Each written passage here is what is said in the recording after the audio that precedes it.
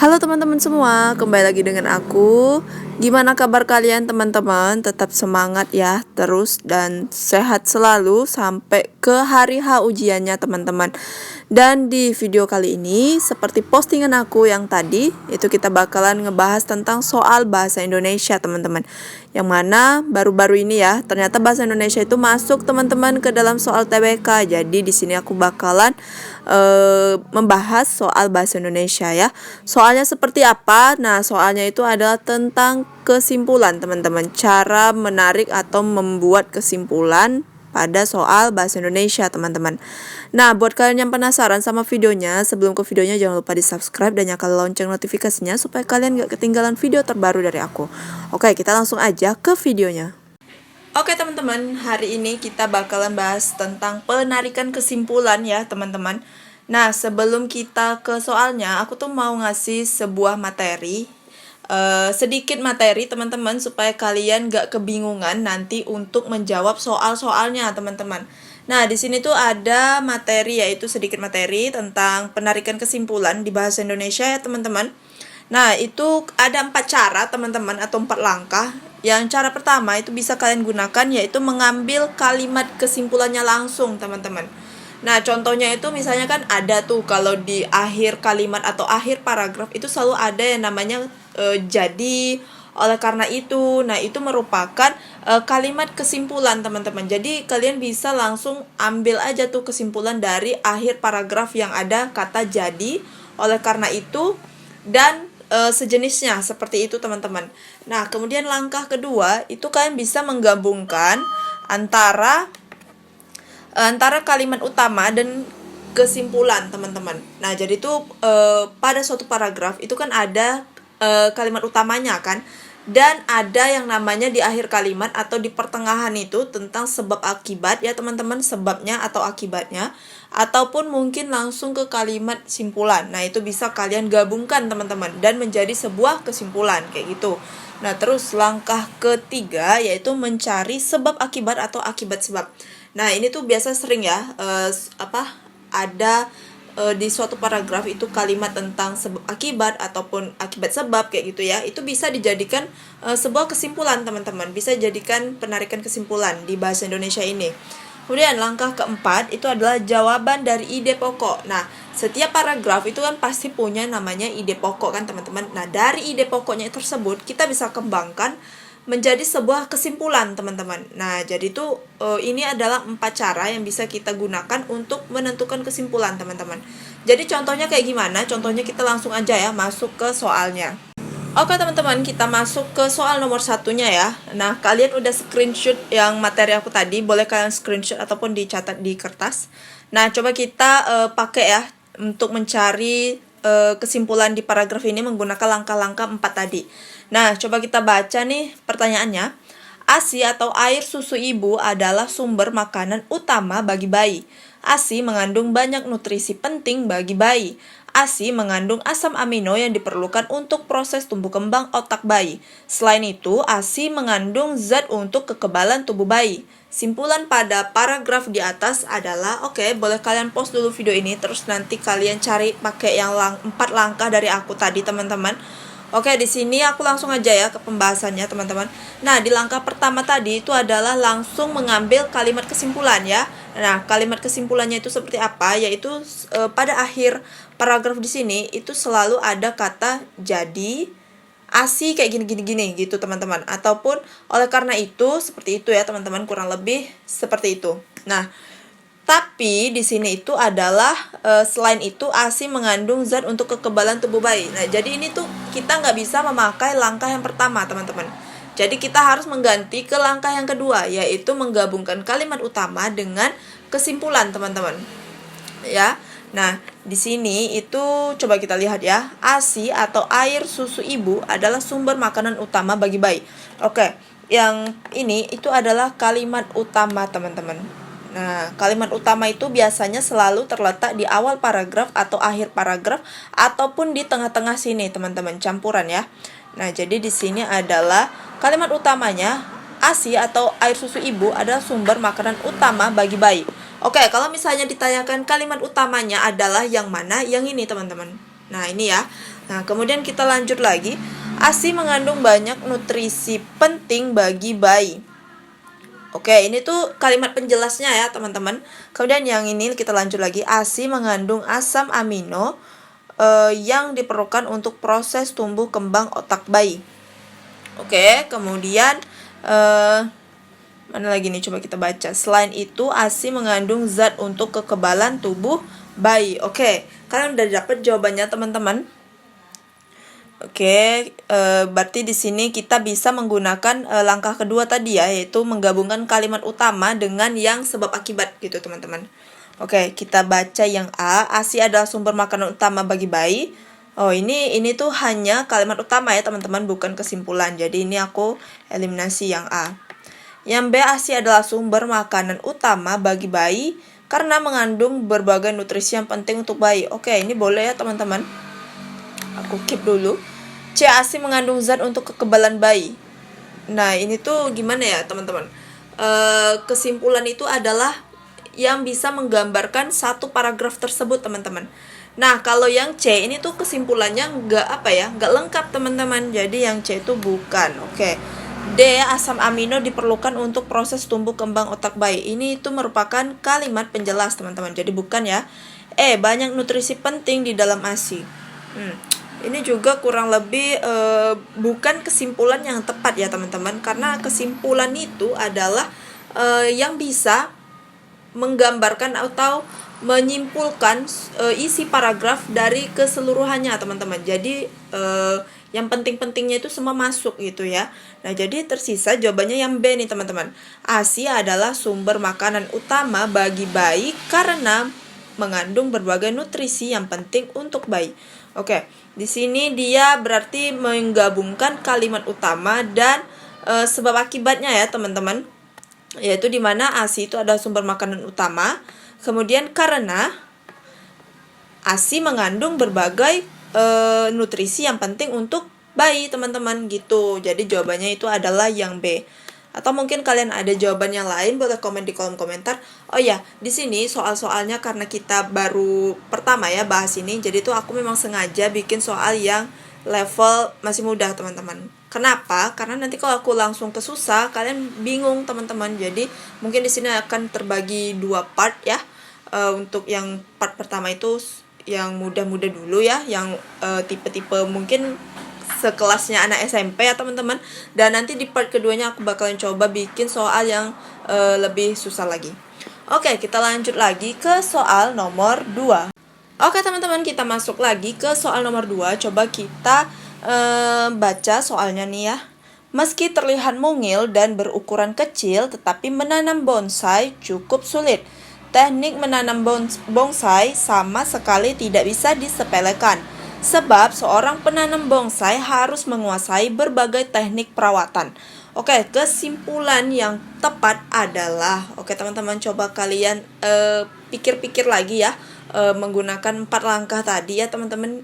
Salah satunya yang mana sih yang harus dipakai untuk menyimpulkan paragraf yang ini, teman-teman. Oke, kita lihat yang A ya. Teknik menanam bonsai sama sekali tidak bisa disepelekan. Kemudian yang B, bonsai bentuknya mungil dan berukuran kecil. C, cara menguasai teknik perawatan bonsai cukup sulit. D, menanam bonsai cukup sulit karena harus menguasai berbagai teknik perawatan.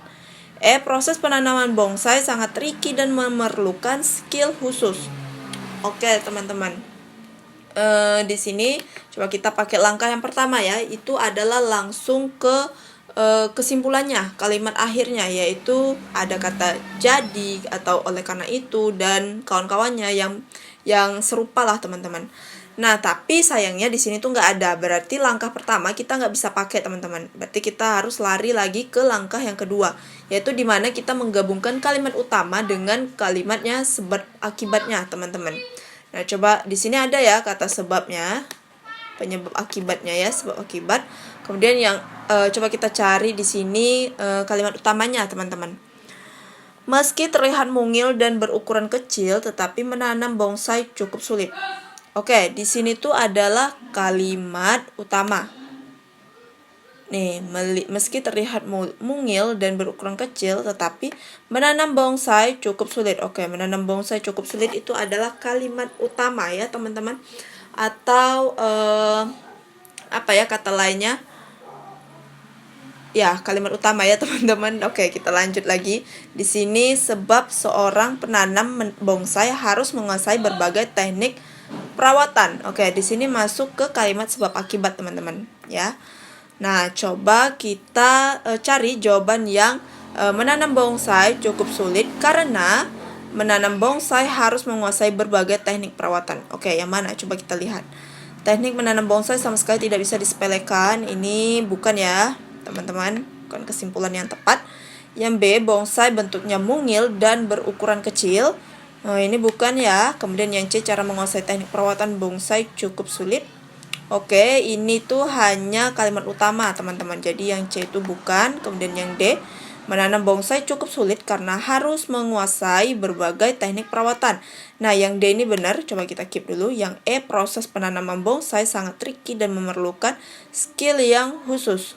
Nah, ini bukan ya teman-teman karena kita pakai langkah yang ini, menggabungkan kalimat utama dan sebab akibatnya teman-teman. Jadi jawaban yang paling tepat itu adalah yang D.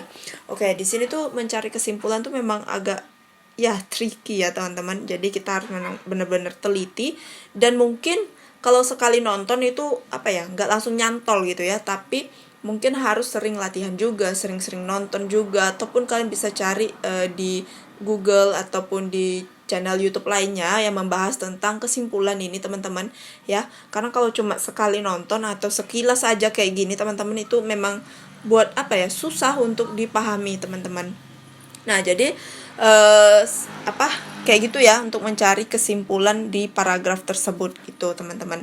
Pokoknya kalian baca aja yang teliti. Kalau misalnya di sini ada kata jadi atau oleh karena itu ataupun serupanya gitulah teman-teman, yang serupa dengan jadi atau oleh karena itu, kita langsung aja berarti kesimpulannya itu di akhirnya kayak gitu teman-teman. Tapi kalau seandainya nggak ada misalnya kayak gini, yaudah berarti kita pakai langkah yang menggabungkan kalimat utama dengan sebab akibatnya kayak gitu teman-teman ya. Oke, kita lanjut lagi ke soal nomor 3. Oke teman-teman, sebelum kita lanjut ke soal selanjutnya, aku di sini mau ngerekomendasikan sebuah website yang benar-benar recommended buat kalian miliki teman-teman, yaitu apalagi kalau bukan Sobat CPNS teman-teman. Nah, di website ini itu menyediakan berbagai tryout, paket tryout ya, itu ada 15 paket tryout yang udah disesuaikan sama kisi-kisi dari Kemenpan RB ya teman-teman, yaitu ada tentang soal anti radikalisme.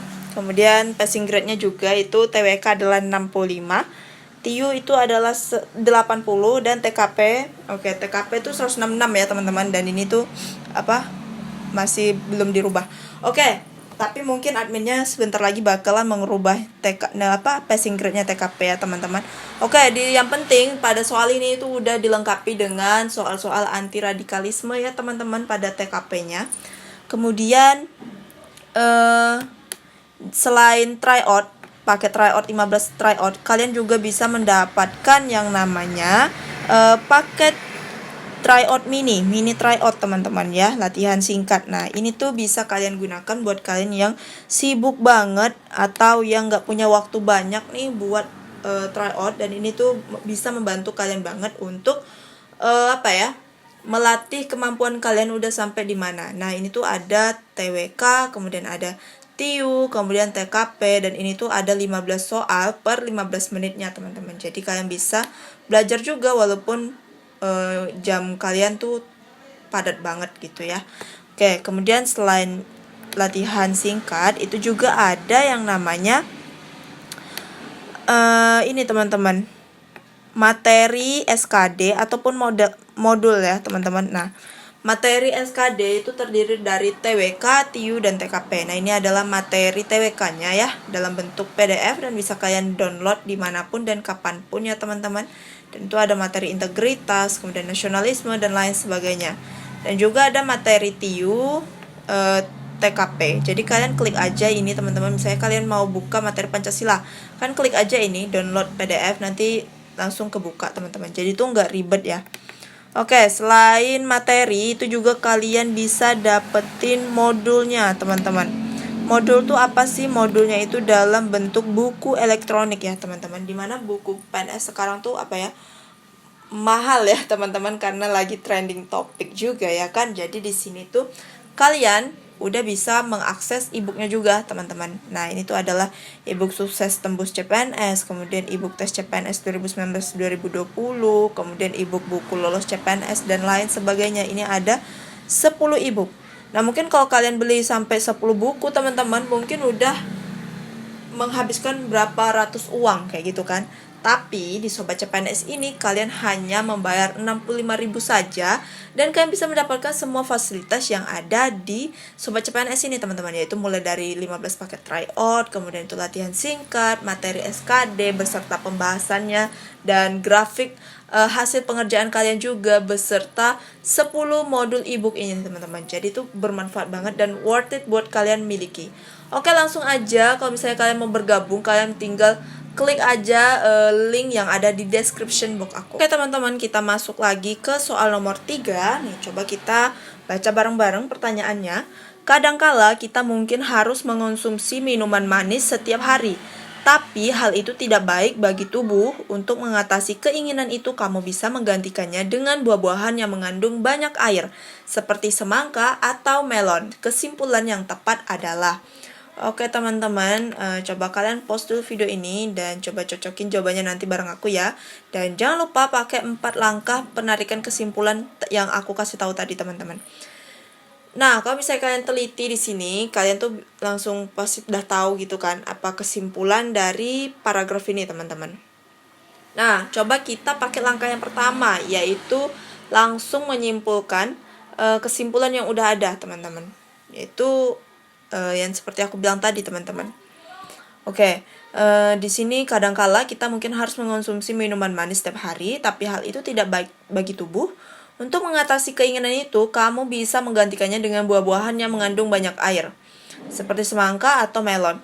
Nah, teman-teman, inilah yang aku bilang kalimat ataupun kata yang setara dengan jadi atau oleh karena itu, teman-teman. Yaitu ini.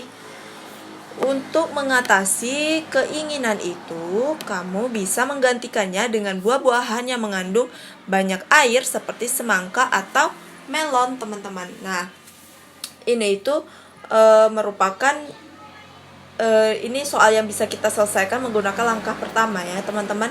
Karena apa? Misalnya di sini kita ganti dengan sebab atau akibat ya. Coba kita baca. Tapi hal itu tidak baik bagi tubuh, sebab kamu bisa menggantikannya dengan buah-buahan. Jadi itu kayak terdengar lebih rancu ya, teman-teman.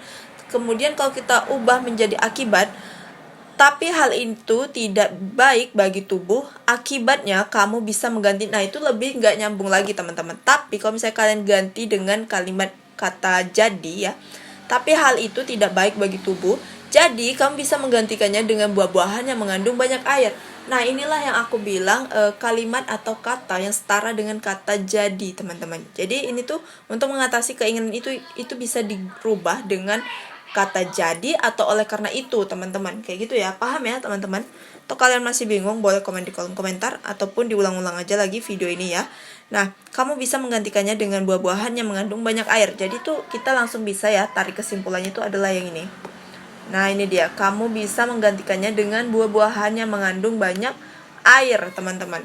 Itu seperti semangka atau melon. Coba kita lihat ya kesimpulannya di option A. Minuman manis dapat diganti dengan mengonsumsi buah-buah yang berair banyak.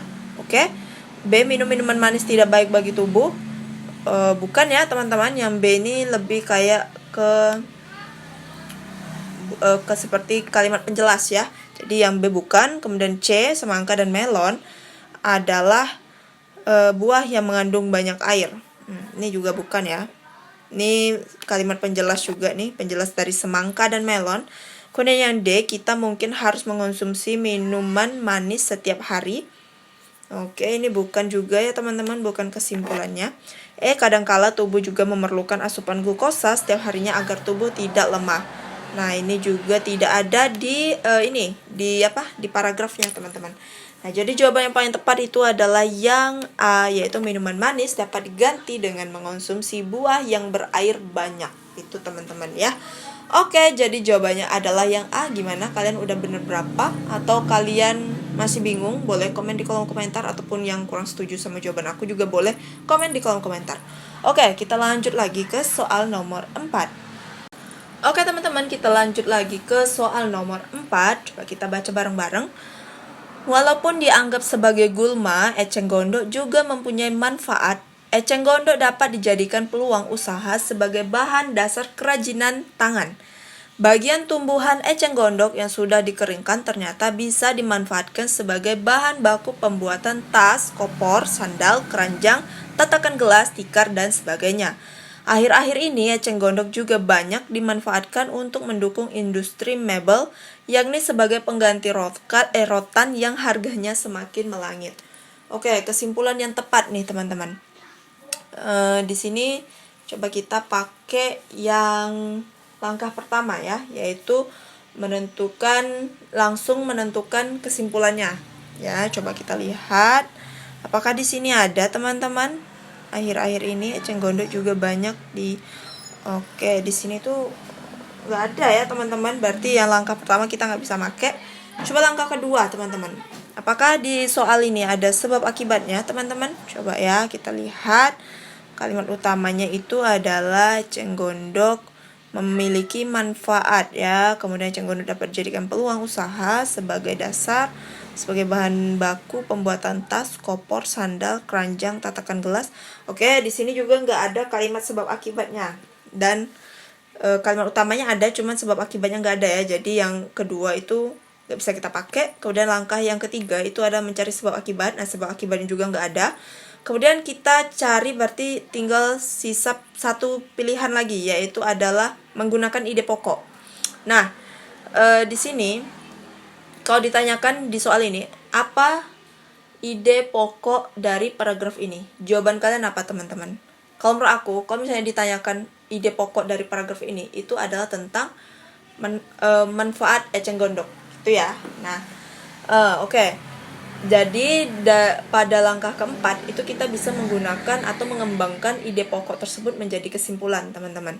Nah, jadi di paragraf ini ide pokoknya itu adalah, maaf ya teman-teman kalau bunyi suara bising motor kendaraan ya, maaf banget. Semoga tetap semangat belajar bareng aku, nggak bosen gitu. Nah, jadi manfaat eceng gondok itu adalah ide pokoknya teman-teman. Manfaat eceng gondok itu apa sih teman-teman? Nah, coba kita lihat ya yang option A. Eceng gondok dimanfaatkan untuk bahan kerajinan tangan dan industri mebel. Oke, yang A ini juga boleh kita keep dulu teman-teman. Oke, yang B, eceng gondok dapat dijadikan bahan kerajinan yang berkualitas tinggi. Oke, apakah ada di sini teman-teman di kalimat yang paragrafnya? Kerajinan berkualitas tinggi teman-teman, coba kita lihat. Gak ada ya teman-teman, gak ada nih. Jadi yang B aku eliminasi. Kemudian yang C, eceng gondok sebagai pengganti rotan yang harganya semakin melangit. Boleh ya, kita keep aja dulu ya teman-teman. Kemudian yang D, eceng gondok dibuat tas, kopor, sandal, keranjang, tatakan gelas, dan tikar. Oke, yang kemudian yang E, eceng gondok dijadikan bahan baku pengganti rotan karena harganya lebih terjangkau. Oke, apakah ada di sini kalimat ini teman-teman? Tuh nggak ada ya kayaknya. Oke, jadi tuh yang E aku eliminasi. Oke, berarti antara A, C, sama D nih. Apa menurut kalian jawaban yang paling tepat? Coba komen di kolom komentar. Oke, teman-teman, di sini kita menggunakan pengembangan ide pokok ya. Nah, menurut aku jawaban yang paling tepat itu adalah yang A, teman-teman. Eceng gondok dimanfaatkan untuk bahan kerajinan tangan dan industri mebel. Nah, ini adalah pengembangan dari ide pokok si paragraf ini, teman-teman. Kalau yang C sama D, eceng gondok sebagai pengganti rotan yang harganya semakin melangit. Oke, ini tuh ke kalimat penjelas, teman-teman. Ya, ke kalimat penjelasnya ya, teman-teman. Kemudian yang D, eceng gondok dibuat tas, kopor, sandal, dan ini juga kalimat penjelasnya, teman-teman. Nah, berarti kesimpulan sekali lagi aku bilang kesimpulan itu adalah yang merangkup semua bacaan ini teman-teman ya, yang dapat bisa kita simpulkan, yang merangkup dari mulai paragraf awal, akhir, tengah, kayak gitu ya. Nah, jadi kesimpulannya itu adalah eceng gondok dimanfaatkan untuk bahan kerajinan tangan dan industri mebel, kayak gitu teman-teman. Jadi jawaban yang paling tepat itu adalah yang A gitu ya. Kalau misalnya kalian yang kurang setuju, boleh komen di kolom komentar, kita diskusi bareng-bareng. Oke, kita lanjut lagi ke soal nomor 5. Oke teman-teman, ini dia soal kita yang terakhir. Coba kita baca bareng-bareng. Permainan sepak bola menuntut kemampuan teknik dasar yang baik. Teknik dasar ini merupakan kemampuan dasar yang harus dimiliki pemain agar dapat mengembangkan kemampuan dan keahliannya lebih lanjut. Penguasaan teknik dasar yang baik akan memberikan suguhan permainan sepak bola yang menarik. Simpulan yang tepat adalah, oke, kalian coba cari dulu ini ya. Menggunakan 4 langkah dari aku teman-teman. Kalian coba dulu langkah yang pertama, kira-kira apakah bisa, langkah kedua, ketiga, keempat, terus pilih di optionnya itu yang paling tepat teman-teman. Kalau kalian udah ketemu jawabannya, kalian komen di kolom komentar karena ini adalah PR buat kalian. Oke, jadi kita bakalan bahas soal ini di video bahasa Indonesia selanjutnya ya teman-teman. Oke, aku tungguin di kolom komentar. Oke teman-teman, segitu dulu 5 soal tentang TWK Bahasa Indonesia dari aku ya. Semoga ini bisa membantu kalian. Dan bakalan aku lanjutin lagi di part keduanya, yaitu yang lebih hot lagi soalnya dan lebih panjang lagi teman-teman. Jadi buat kalian yang suka dengan video ini, jangan lupa di like dan di share ke semua sosial media yang kalian punya, supaya teman-teman kalian bisa belajar bareng juga dengan aku. Dan buat kalian yang mau request video menarik lainnya, boleh komen di kolom komentar ataupun DM di Instagram aku teman-teman. Oke, sekian dulu dari aku. See you next video. Bye-bye.